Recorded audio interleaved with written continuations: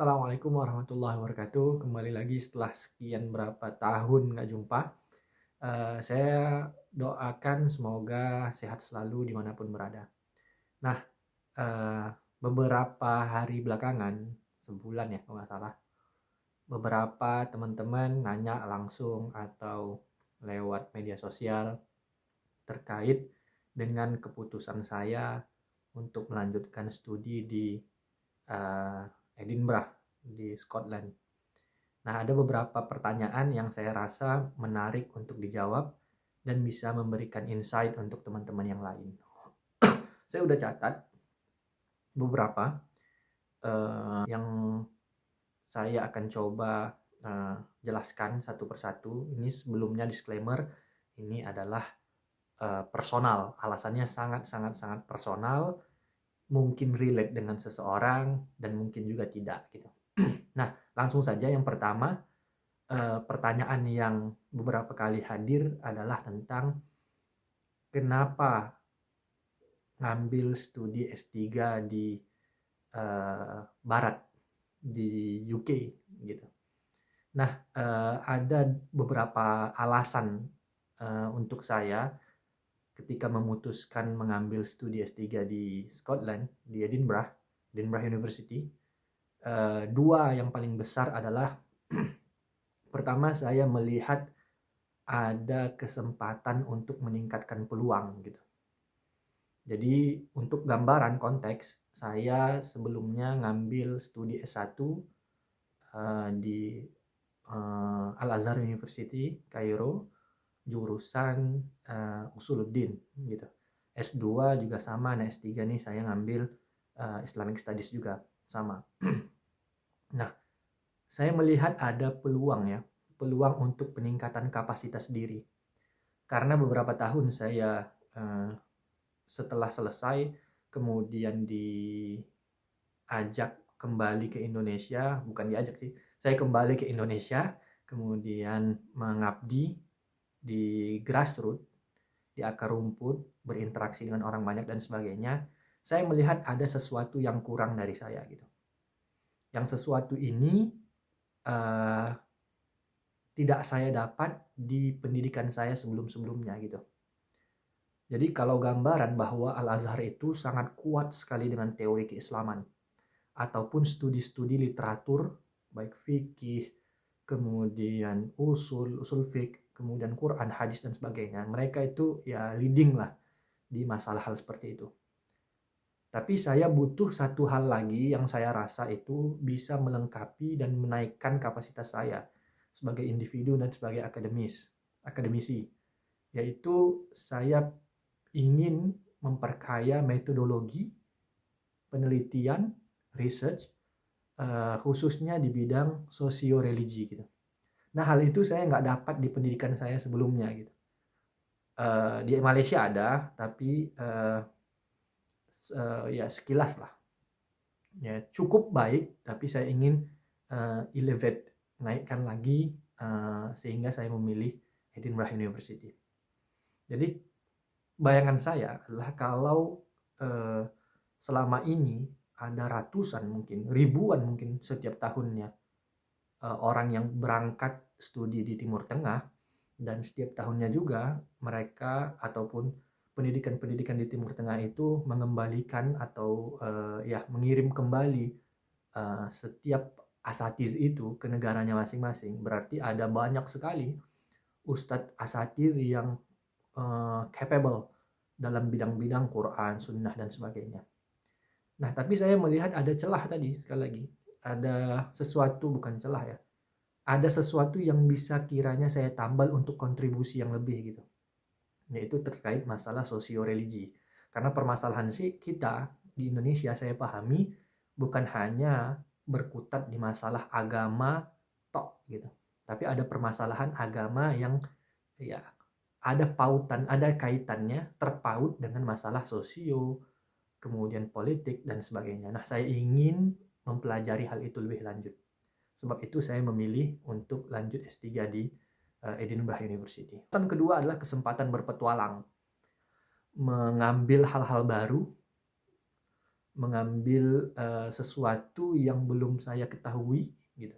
Jadi mengawinkan sekali lagi hampir sama mungkin dengan alasan pertama. Kalau alasan pertama murni tentang akademis, yang kedua ini lebih kepada pengalaman, sakofah, dan hal sebagainya yang saya yakini ya dapat memperkaya cara pandang, cara berpikir, dan sebagainya.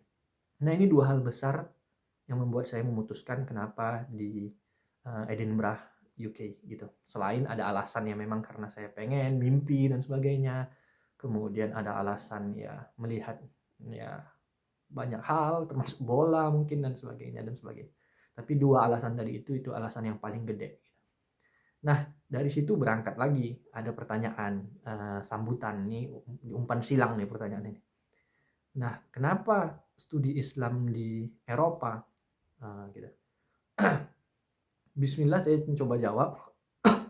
Pertama yang harus dipahami bahwa saya ngambil studi S3 di Edinburgh gitu.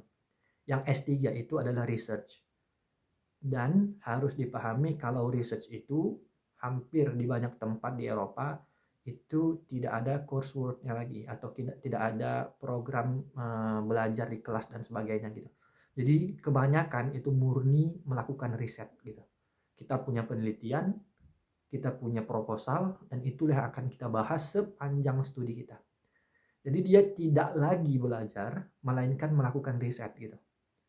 Melakukan riset, ya kita belajar juga gitu, tapi lebih ke belajar hal-hal yang sifatnya metodologi, kemudian penelitian, dan sebagainya, baca, dan sebagainya.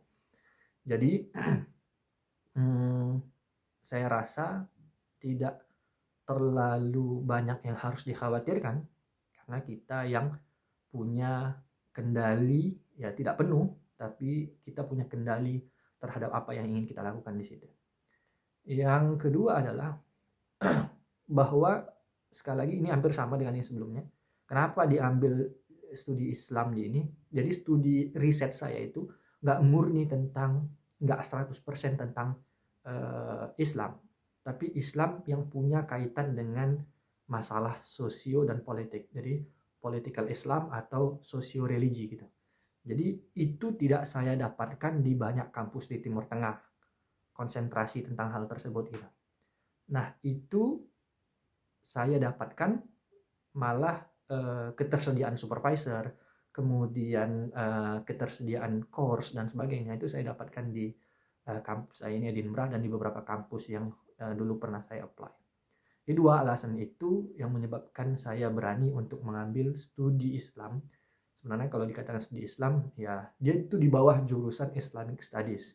Di bawahnya itu ada nanti tentang political science, ada Islamic and Science, dan sebagainya, dan sebagainya.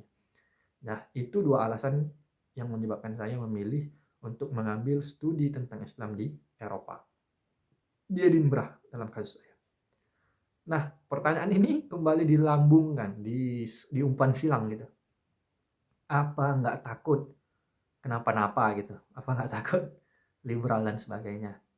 Nah, saya punya pendapat pandangan personal tentang masalah ini adalah bahwa sekali lagi jawaban untuk hal ini hampir sama mungkin dengan jawaban yang tadi kedua tentang kenapa studi Islam di Eropa.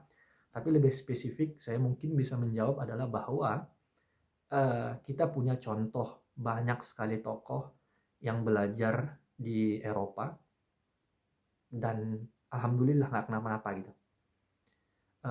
Ada kasus yang belajar di Eropa jadi luar biasa, ada gitu, quote-unquote luar biasa ada. Tapi ada juga yang selamat-selamat saja, ada yang biasa-biasa saja ada. Jadi kasusnya beragam, nggak semua gitu. Bahkan tokoh-tokoh Islam, cendekiawan Islam juga beberapa ya banyak yang menghabiskan studinya itu di Eropa gitu. Bahkan Syekh Ahmad Thaib pernah mengambil pendidikan di Sorbonne, kalau tidak salah Prancis, di Sorbonne kampusnya.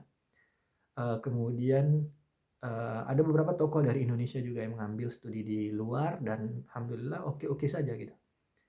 Nah, tapi ada juga kasus yang nggak ngambil studi Islam di luar, bahkan di Timur Tengah, jadi luar biasa gitu. Juga ada yang nggak ke Timur Tengah, di Indonesia juga luar biasa. Jadi sekali lagi ini permasalahan tentang prinsip dan cara pandang kita. Walaupun saya tidak naif, saya tidak pungkiri bahwa ada banyak hal yang kita bisa lihat di sini yang kiranya nge-twist apa ya, membuat cara pandang kita kesleo gitu. Ada gitu. Tapi sekali lagi semua kembali kepada personal, semua kembali kepada prinsip. Selama kita pegang terus, di sini juga banyak komunitas muslim, di sini juga banyak para dai, para asatidz yang luar biasa kompeten dan hanif. Jadi kita bisa menjaga banyak hal dari diri kita. Itu alasan saya eh, terkait kalau soalan takut nggak. Kalau ya itu jawabannya mungkin. Jadi kalau ada teman-teman yang mau melanjutkan studi, jadi kalau kita kita kerucutkan pertanyaannya, lebih baik di Timur Tengah atau di Eropa? Jawab saya tergantung. Tergantung apa? Pertama tergantung kebutuhan. Kalau kebutuhannya untuk meningkatkan kapasitas diri terkait isu sosial, agama, dan sebagainya, Eropa, Edinburgh bisa menjadi pilihan.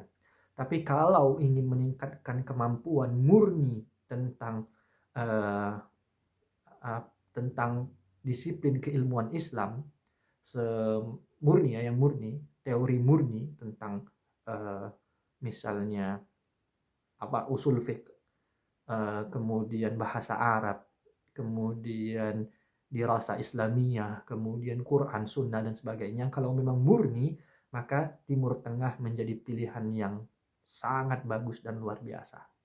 Itu tergantung kebutuhan kita dan kita tahu mana kurangnya diri kita. Jadi kita assess dulu. Jadi ini bukan tentang gagah-gagahan ya, oh di Eropa, oh di Timur Tengah, enggak. Tapi kalau saya melihat kita harus tahu mengakses diri kita, mana yang kita butuhkan, mana yang kita perlukan untuk kontribusi kita nanti lebih tepat sasaran. Nah, itu mungkin terakhir dari saya. Selanjutnya saya insya Allah akan rutinkan membuat video-video terkait ya pendidikan di sini dan sebagainya. Semoga membantu dan memberikan secercah jawaban untuk teman-teman semua yang pengen juga kuliah di sini. Terakhir saya ucapkan terima kasih dan assalamualaikum warahmatullahi wabarakatuh.